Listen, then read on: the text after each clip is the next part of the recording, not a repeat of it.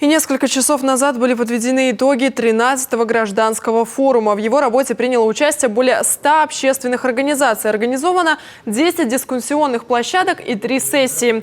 На них поднимались вопросы патриотического воспитания молодежи, работы некоммерческих организаций, освоения арктической зоны, а также развития бизнеса в условиях санкционного давления. По словам главы Коми Владимира Уйба, страна сейчас переживает сложные времена. Однако именно они помогают объединиться, чтобы развиваться дальше. И не случайно основная тема форума этого года – консолидация гражданского общества вокруг идеи развития Республики Коми. В этом году форум проходит в таком формате инновационном. В течение 3 месяцев проведены на 10 площадках мероприятия. Поднимаются действительно вопросы, связанные с насущным периодом времени, с развитием республики, что очень важно.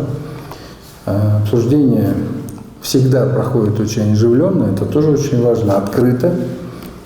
Привлекаются эксперты,